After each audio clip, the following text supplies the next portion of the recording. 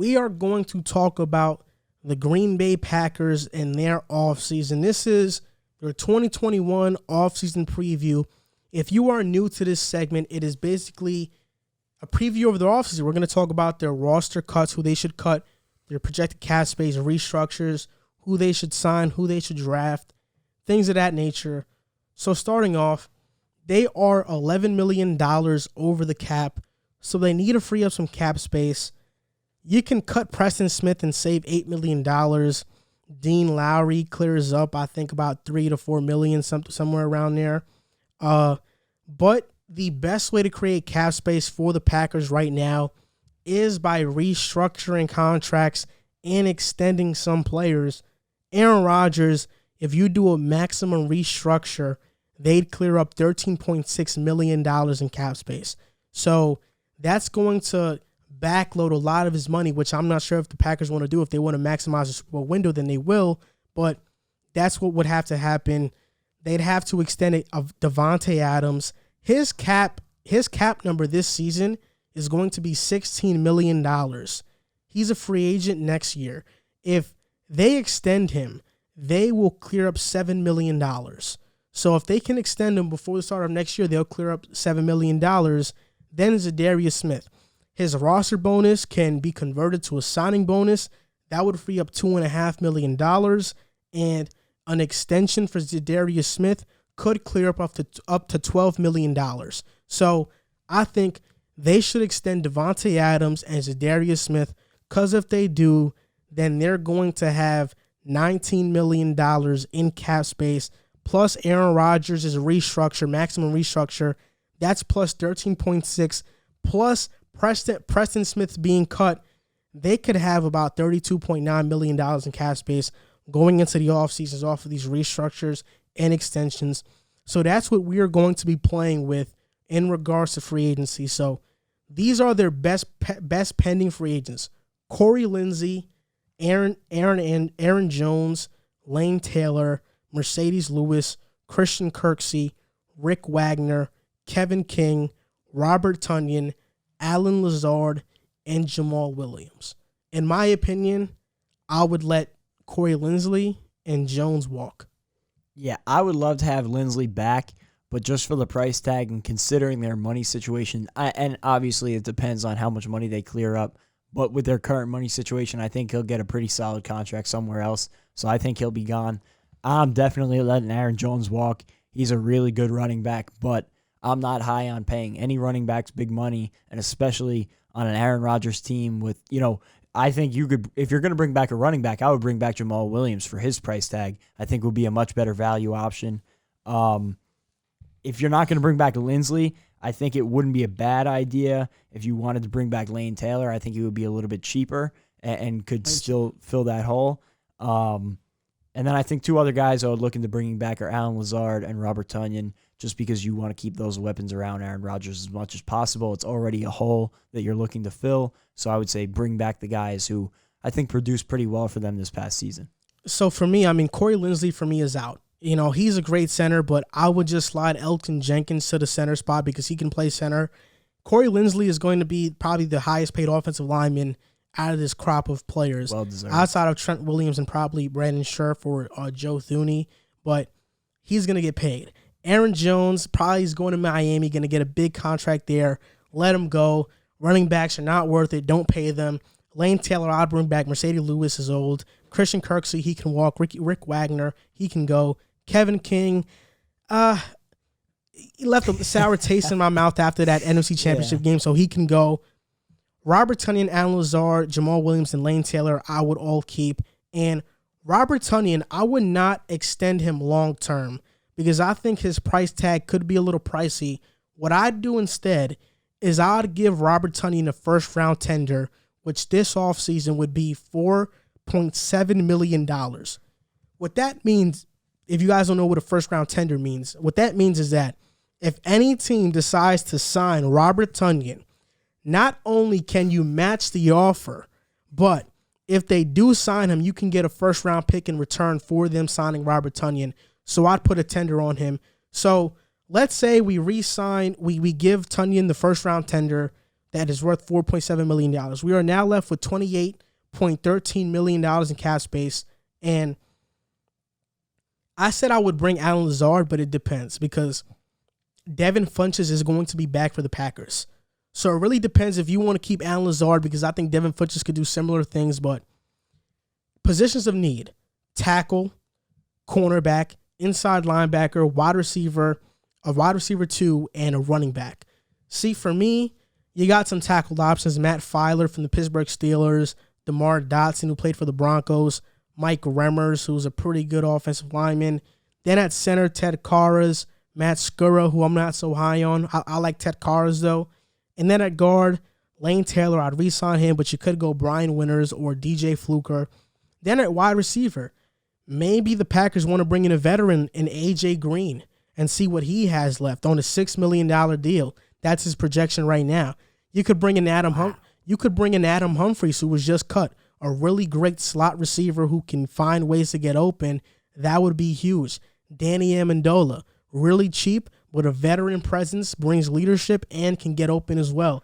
Keelan Cole, Kendrick Bourne, Tim Patrick, or they can just re-sign Allen Lazard. And that inside linebacker, for me, I think the money move here is to sign Avery Williamson.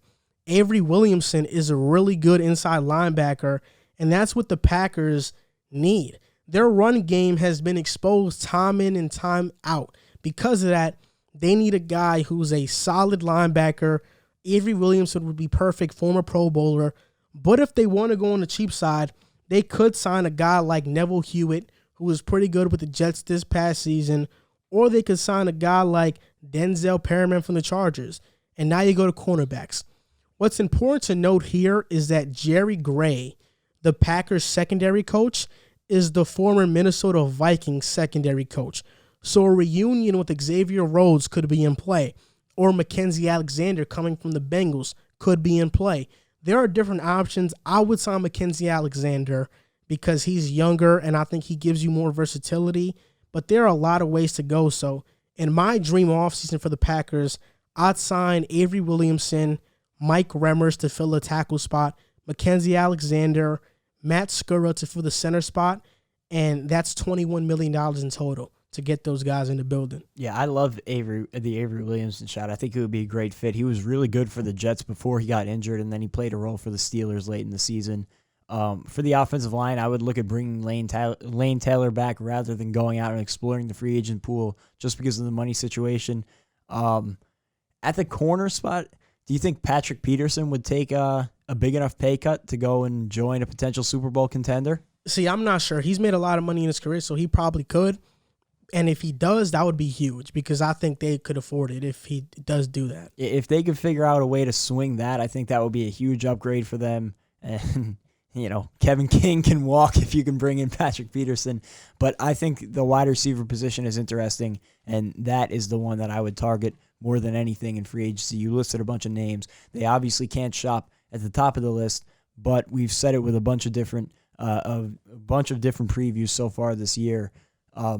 Even if you can't shop at the top of the list, those top guys are going to impact the amount that some of the lower tier guys are getting, and the lower tier guys this year are also a solid group due to the top group being so high. So I think the wide receiver pool is big, and you listed a bunch of great targets to look at. I would definitely target that as the number one biggest need of free agency, just because you want to make that guy happy. Yeah, you exactly. don't want him being upset going into next offseason. It's about helping out Aaron Rodgers. I don't think a wide receiver 2 is that important because I think they were one of the most efficient offenses last season.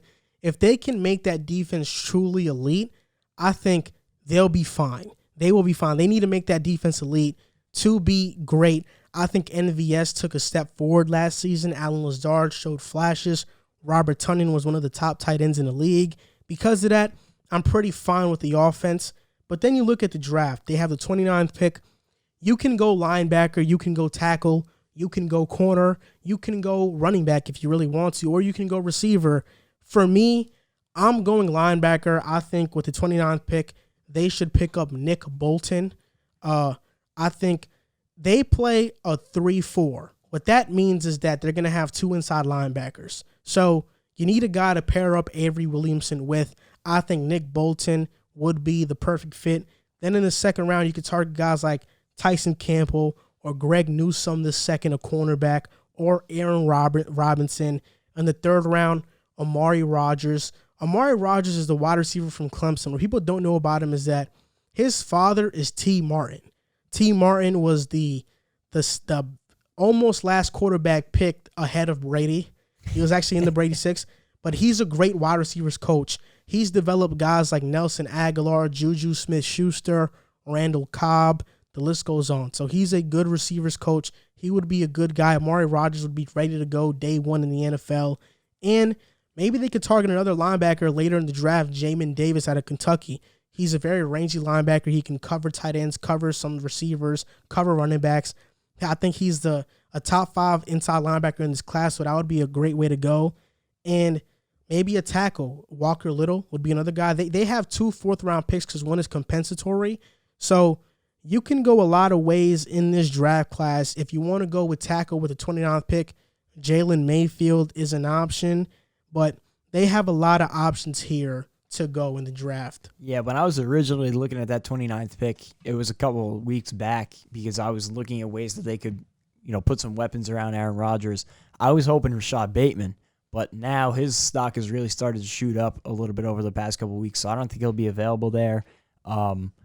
Maybe a guy like Kadarius Toney out of Florida could be an option, but personally, I would consider going cornerback if you're not able to make a move like the Patrick Peterson one. Asante Samuel Jr. is a guy we've talked about a couple times, or if you wanted to look later in the draft, a guy like Sean Wade out of Ohio State is an option. At that linebacker position, a name that I think they should look at is Jabril Cox out of LSU. I think he's very versatile. He would fit well in the system.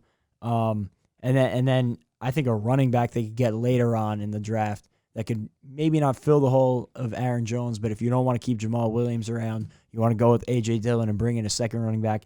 Kenneth Gamewell from Memphis. He's had a couple great seasons there with the Tigers. I think he's going to make the transition to the NFL level nicely, and I think bringing in rookie running backs is a great path to success in the NFL because you should never pay running backs. So this is my potential depth chart for the Green Bay Packers going into the next season.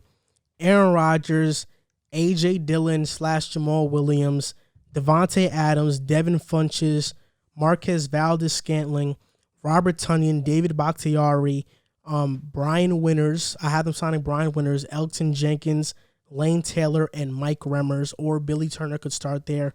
Then on defense, I'd keep Dean Lowry, Kenny Clark, Rashawn Gary, Zadarius Smith, Avery Williamson, Nick Bolton, Jairi Alexander, Mackenzie Alexander, Greg Newsome II, Adrian Amos, and Darnell Savage.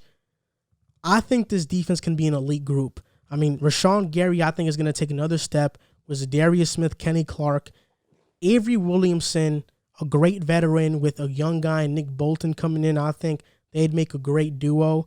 And Jairi Alexander and Mackenzie Alexander, we know Jairi is going to lock up whatever side of the field he's on. Mackenzie Alexander can hold his own as a second corner, would be really good. And Greg Newsome II, just a corner drafted to see what he has. I think this defense can be elite, and this would help out Rodgers a lot. But if you want to go the wide receiver route and get a guy, I can understand that. I think Rashad Bateman will probably be there at the 29th pick. You think he will? I don't think he's going to go top 20. No. Wow. No. I don't think receivers are going that high. Last year, we thought Jerry Jeudy, CD were going top 10. They didn't go top 10. Jerry Jeudy went 15. CD Lamb went later. Because of that, I don't think Rashad Bateman is going in the first round. I think he's going early in the second probably, but I don't think he's going to be a first-round pick in my opinion. I don't think he will. He'll be a second-rounder. I think he'll be a really good second-round pick for whoever's able to get him. Yeah, I think he's going to be an okay receiver. And, yep, that's my dream offseason for the Packers. Hopefully they can pull it off. We'll see what happens with these restructures, hopefully, because I think the window on Aaron Rodgers is closing. He has about maybe 1 or 2 more years before they try to move on to Jordan Love, so we'll see what happens there.